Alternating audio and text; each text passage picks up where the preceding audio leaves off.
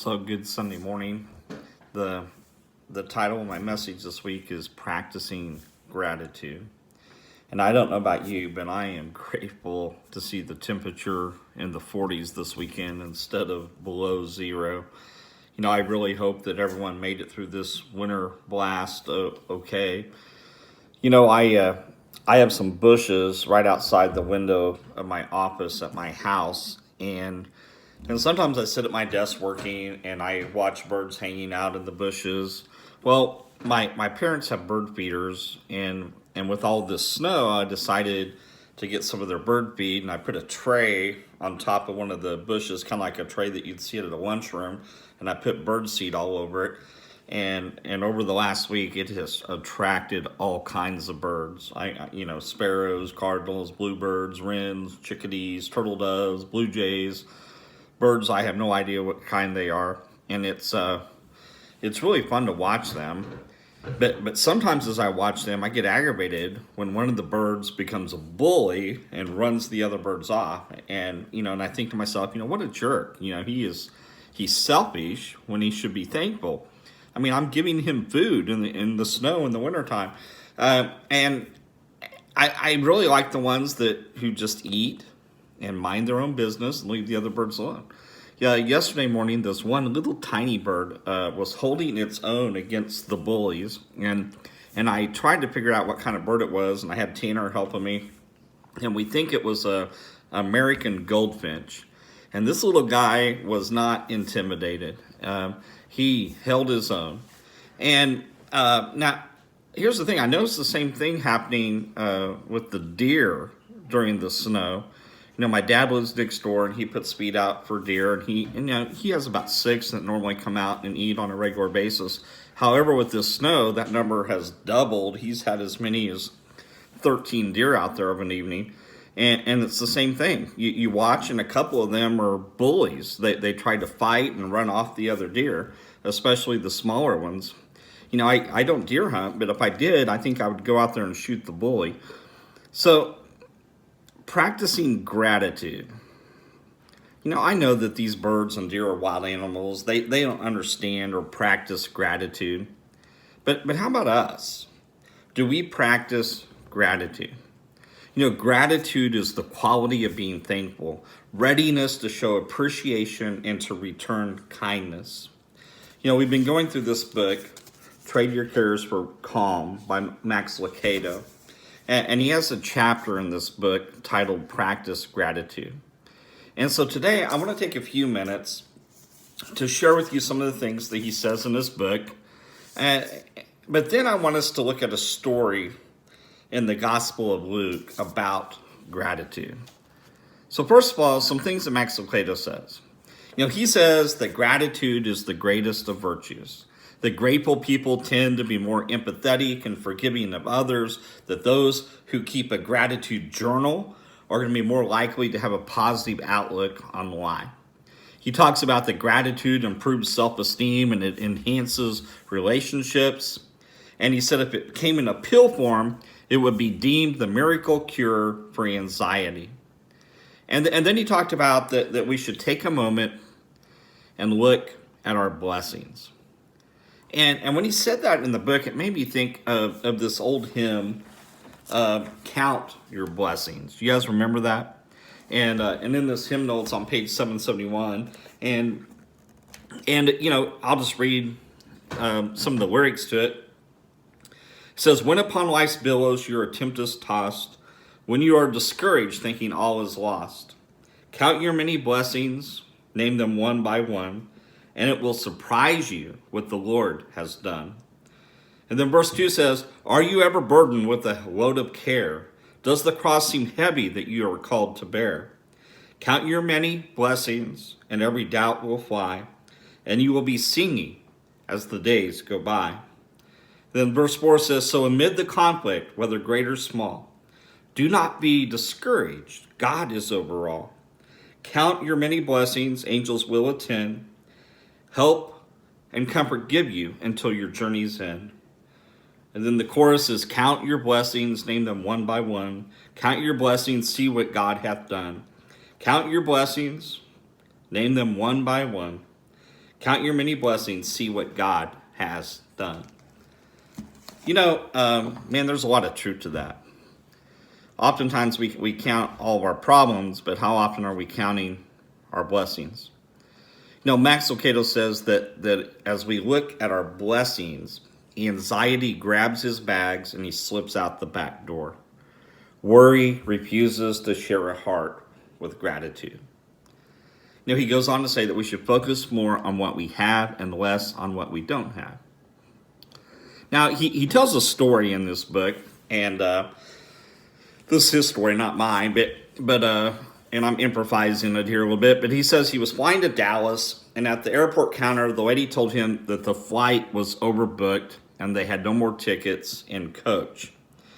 And so he's thinking to himself, oh man. But then she told him that we do have a ticket in first class. Do you care if we bump you to first class with no extra charge?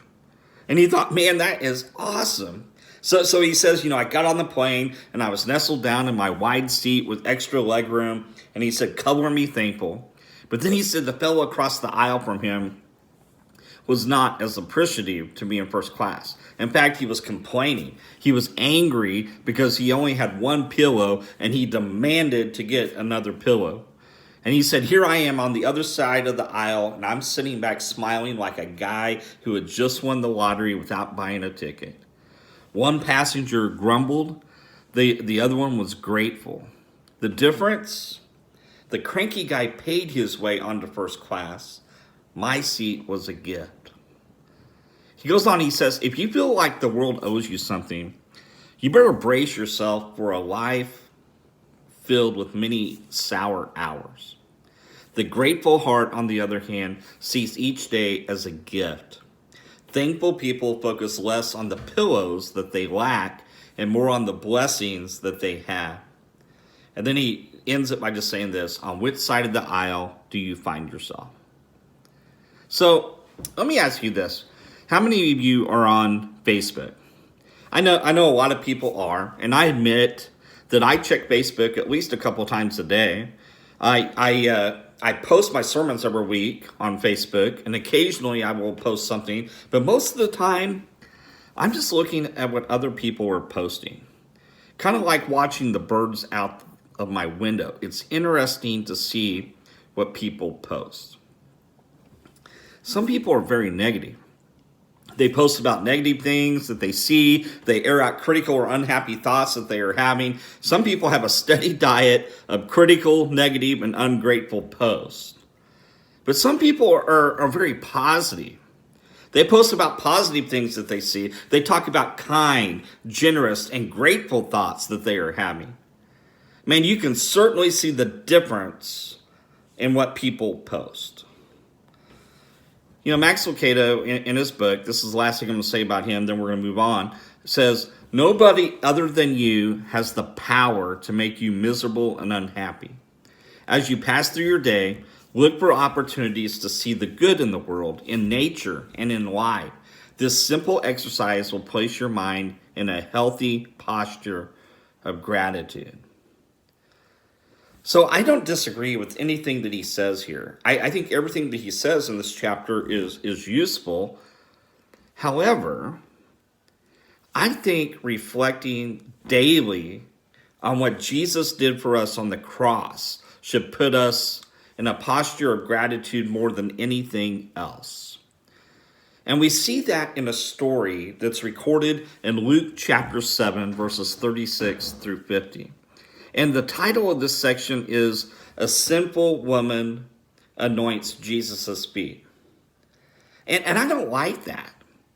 I think it should say, a woman whose life was transformed anoints Jesus' feet. Luke 19:10, Jesus said, for the Son of Man came to seek and to save the lost. It's no mystery. Jesus came to seek and to save the lost. He came to transform people's lives. Most people look at this text that we're going to look at this morning as the story of a sinful woman. And really, this is a story of Jesus evangelizing the self-righteous Pharisee who had invited him into his home through a woman whose life had been transformed. So the story begins by a Pharisee inviting Jesus to have dinner with him at his house. And on the surface, that seems nice. I mean, isn't it a good thing to be invited into someone's home for a meal? However, in all likelihood, it wasn't. The Pharisees didn't like Jesus. In fact, they despised Jesus. And Jesus was, he was spending his time with outcasts like Samaritans and tax collectors, people that the Pharisees considered to be low-life sinners of all kinds. And then Jesus was doing things like healing on the Sabbath, and he was calling the religious leaders, like this Pharisee, out on their self-righteous attitudes. And these Pharisees were in the process of attempting to gather incriminating evidence against Jesus. And most likely, Jesus was invited into his home for this reason. And Jesus knew this guy was a hypocrite before he ever even agreed to come into his home. So why would Jesus agree to go to the house of someone that you know is out to get you? Well, it goes back to that text in Luke chapter 19, because Jesus came to seek and to save the lost. And it didn't matter who. Yes, Jesus often ate with tax collectors and sinners, but Jesus also often accepted invitations to eat with the self-righteous Pharisees. And this story is one of those occasions.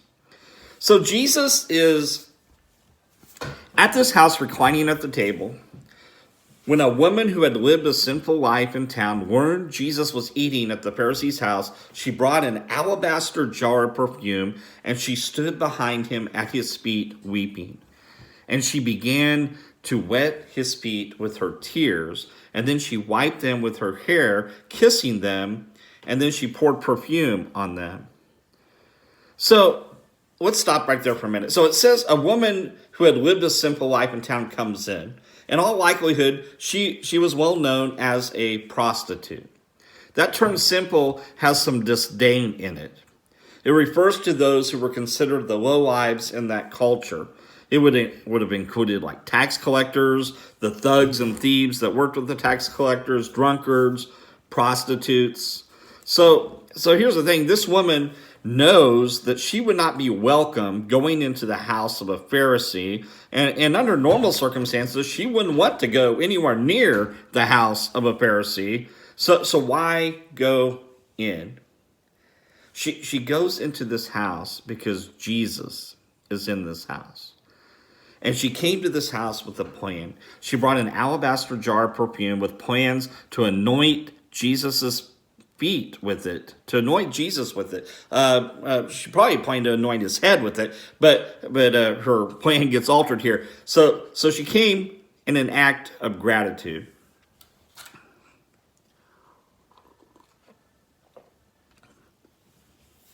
So she goes in, and she becomes overwhelmed with emotion, and she begins weeping. And as she weeps, she begins to wet Jesus' feet with her tears. And I'm sure that she looks down and she sees that the host hadn't provided a servant to wash Jesus' feet. Jesus' feet were dirty. And that would have been a social disgrace. You know, it says she is weeping. The Greek word there is breko, which means rain. She's literally raining tears on his feet. And she kneels down and she starts to clean his feet with her hair, which means that she probably had her hair up, which was their custom. And so she took her hair down, which they weren't allowed to do in that culture. And she begins to clean the feet of Jesus. And then after she cleaned his feet, she began to kiss his feet. And the Greek word there for kissing is kataphileo, and it's the same word used when the father kisses his prodigal son when he came home. He fell on his neck and he kept embracing and kissing him. So this isn't just kissing, it's embracing, it's hugging. And then in a final act of gratitude, she anoints his feet with this expensive perfume. I mean, this would have been quite a scene to watch unfolding anywhere, let alone at the house of a Pharisee in that time, in that culture. And when this Pharisee saw this, he was disgusted by her being in his home, and he is disgusted that Jesus was letting her do this. And he says to himself, if this man were a prophet, he would know who is touching him and what kind of woman she is, a sinner. So all right, so this Pharisee is disgusted by what he sees happening in his house. But before he can even say anything about it out loud, Jesus says, Simon, I have something to tell you. And he says, tell me, teacher. And Jesus says, 2 men owed money to a moneylender. One owed 500 denarii and the other 50. Neither of them had the money to pay him back, so he canceled the debts of both. Now, which one of them will love him more? Okay, so imagine this. I mean, the bank that has a lien on your car calls up one day and says, hey, you haven't made your monthly payment this month. And you say, well, I can't really afford to make my payment this month. And then they reply and say, oh, don't worry about it. In fact, we'll just forgive your whole debt and we'll mail the title to you tomorrow. I mean, wow, that would be a very generous thing for them to do. But here's the thing. Anytime someone forgives a debt, they themselves incur that debt. If I lend you $500 and you can't repay it and I say, oh, don't worry about it. Now I have incurred that debt completely. The debt is now mine. To understand that is to get insight into the forgiveness of God. When God forgave your sins, he then incurred the debt and Jesus died to pay it. It doesn't go away. It has to be paid in full. Paul wrote in Colossians 2:14, Jesus canceled the debt which stood up against us, that condemned us. He has taken it away, nailing it to the cross. You see, it's not just forgiveness and it's done. It is forgiveness, and then the debt of our sin is transferred to the forgiver, Jesus Christ. And he paid the price for our sin on the cross. How often are we expressing gratitude for what Jesus did for us on the cross? Are we practicing gratitude? So Jesus tells this story, and then he asks this Pharisee, so which one will love him more? Who's going to have greater love for the moneylender? Who is going to have greater love for the one who forgave the debt? And he answers and he says, I suppose the one who had the bigger debt canceled. And then in verse 40, Jesus says, you have judged correctly. You got it. That's right. Whoever got forgiven the most is going to be showing the most love. Very, very simple, right? Then Jesus turned toward the woman and said, do you see this woman? Well, of course he saw this woman. I mean, everyone in the house saw this woman come in and they watched what had just happened. All right, so here we go. Jesus is about to make his point. He said, I came into your house. You did not give me water for my feet, but she wet my feet with her tears and wiped them with her hair. You did not greet me with a kiss when I entered your home, but she has not stopped kissing my feet. You did not anoint my head with oil, but she has poured perfume on my feet. And then in Luke 7:47, he says, therefore, I tell you, her many sins have been forgiven, for she loved much. But he who has been forgiven little loves little. That is really true. People that grew up in the church, kids that were raised in a Christian family, that's all they've ever known. And their level of thanks and gratitude is oftentimes little compared to those who did not grow up in the church, those who were rescued in adulthood and totally transformed. A lot of you guys know Penny Cox, who's the general manager at Maranatha Bible Camp. Some of you may not know that Penny and I were on staff for several years together at Fur Road Christian Church. And during her ministry at Fur Road, she would go to the Lafayette House in Joplin 1 or 2 days a week doing Bible studies and counseling with the women there. And they would bring them to worship services at Fur Road on Sunday mornings. And oftentimes, during our invitation time, one or more of these women would come forward and just be overwhelmed with emotion, and they would be weeping. And they were expressing gratitude, so much gratitude for what Jesus had done for them. Because some of these ladies have been through so much, and they had moving testimonies. You know, that's the principle here. What this woman was doing in the home of this Pharisee was absolutely unheard of in this culture.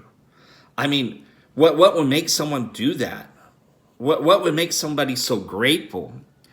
I mean, what this woman was doing was completely over the top. She came into this house that she knew she wasn't welcome at. She was weeping all over his feet. She let down her hair, which she knows she's not allowed to do, and she was wiping his feet with her hair. She was holding on to his feet, kissing them and embracing them, and then she anointed his feet with this expensive perfume. Why so much love and gratitude? Because someone who has been forgiven much loves much. You notice here, Jesus says her sins have been forgiven. Many commentators suggest that this is something that happened in the past with a continuing effect. She had already been forgiven. She had been forgiven at some other place at some other time. She had had a previous encounter with Jesus, and she came to this house already forgiven to find Jesus to thank him. She had been forgiven. She had been redeemed. She came with an expression of gratitude. She was swept away with love and affection for the one who had forgiven her, the one who had saved her. And it shouldn't say a simple woman anointed Jesus' feet. It should say it was a woman whose life had been transformed that anointed the feet of Jesus. She is grateful because the bondage of her sin is gone, and all the depth of her guilt is gone. And Jesus tells this Pharisee, you didn't do anything for me. You show me no honor. You show me no respect. You show me no affection. You gave me no sacrifice. You showed me nothing. And if you think about it, the Pharisee gave no water. She gave tears. He gave no towel. She gave her hair. He gave no kiss. She repeatedly kissed his feet. He gave no oil. She poured out expensive perfume. And for this reason, I'm telling you, she did this because she has been forgiven much. That is what it looks like when you're really forgiven. That's what it looks like when your life has truly been transformed through Jesus Christ. That is what it looks like to have a grateful heart. And then Jesus affirms it here in verse 48. Then he said to her, your sins are forgiven. Jesus comes into the home of this Pharisee, and through this woman, he shows them what real transformation looks like. And then I think Luke 7:49 is an interesting verse because it says, the other guests began to say to themselves, who is this who even forgives sins? You know, sadly, that's as far as they get. I mean, they know who it is that forgives sins. It is God alone who forgives sins, but they never acknowledge who Jesus is. And the irony here is that the religious leaders at this house see this woman as the worst of sinners when in fact they are.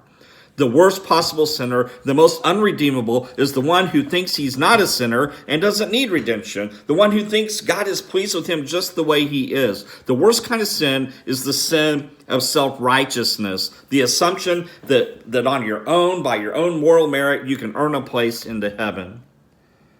And a person like that certainly does not practice gratitude. They can see that this woman is forgiven, that she's changed. How can they see? I mean, you can't see forgiveness. You can't see forgiveness, but you can see a transformed life. You can see the transformation. What do they see? They see joy, they see gratitude, they see love, they see affection. Her salvation wasn't evident by anything that she said. In fact, in this text, she didn't say anything. But it was very evident by her joy, by her gratitude, by her love, by her affection. And then in verse 50, Jesus said to the woman, "Your faith has saved you. Go in peace." It was her faith in Jesus Christ that saved her. It was her faith that produced her love. And he says to her, "Go in peace." Literally, go in God's shalom.